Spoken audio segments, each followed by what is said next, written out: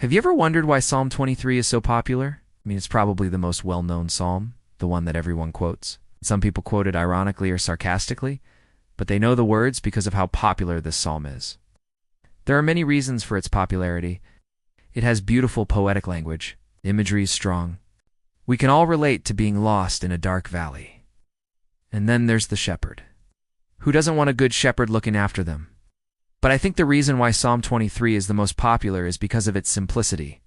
The author just lays everything out there for us. This psalm is a step-by-step guide on what to do when you have everything when life is good. And it's also a great comfort when you lose everything and life is really bad. This psalm teaches us how to live and how to die. Let me explain. Look at verse 1. The Lord is my shepherd. I lack nothing. He lets me rest in green pastures. He leads me beside quiet waters. He refreshes my soul. He guides me in paths of righteousness for his name's sake.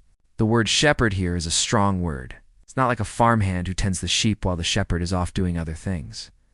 No, this shepherd is the owner of the sheep. It's the king of the flock. He loves his sheep. He will defend his sheep, and he will sacrifice for his sheep. Jesus is our shepherd. If he's our shepherd, then we don't lack anything. Why? Because he gives us everything we need. He leads us into all truth. He refreshes our souls. He guides us in the way we should go. David knew this, which is why he wrote these words in another psalm. I remember the days of old. I will meditate on all your works and on all your mighty deeds. I will ponder the path of your commands and reflect on your laws. Then I said, throw your high walls around me and be my strong fortress. In Jesus' name, O God, my protector, my refuge and my deliverer, my shield of protection, my high tower. He's saying, God, protect me. Be my defender, my refuge, my safe place.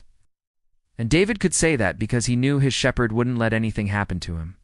Verse 2 says, even though I walk through the darkest valley, and notice David didn't say if I walk through the darkest valley, he said, even though I walk through the darkest valley, he knew he would face trouble, but he wasn't worried because his shepherd was with him. And the shepherd has a staff and a rod. And those implements aren't used to harm the sheep, but they're used to protect the sheep and guide the sheep. And the author adds one more thing to show how confident he is that his shepherd will protect him. I fear no evil, for you are with me. Look at that, no fear. So what does this teach us?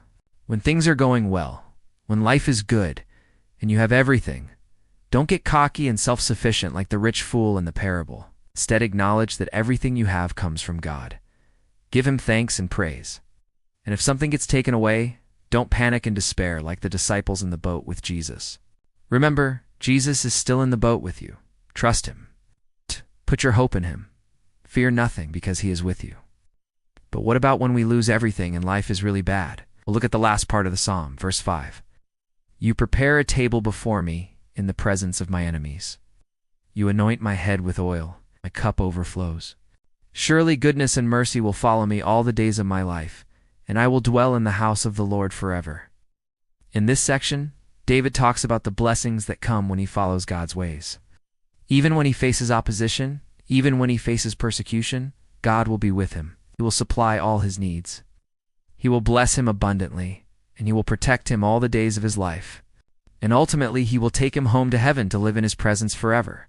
That's the promise of God to his people. And that promise hasn't changed. So when you lose everything and life is really bad, hold on to this promise. God will be with you. He will supply all your needs. He'll bless you abundantly, and he will protect you all the days of your life. And ultimately, he will take you home to heaven to live in his presence forever. That's something to look forward to. Something to sing about. That's something to put your hope in. So how will you respond to the shepherd? Will you ignore him? Will you reject him? Or will you follow him? If you choose to follow him, then write these words in your heart and never forget them. The Lord is my shepherd. I lack nothing.